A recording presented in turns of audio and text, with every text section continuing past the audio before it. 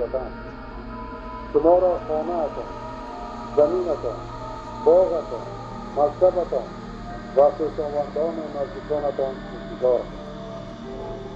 تاجیکستان و خاک اجدادی شما را انتظار است.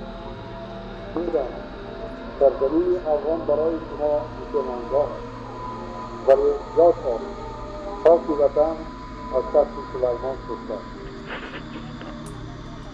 بابا کار خونه میریم بابا.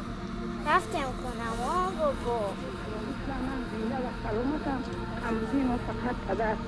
زری عزیز، اگر زنده و سلامت باشی در غریبی چی گفت؟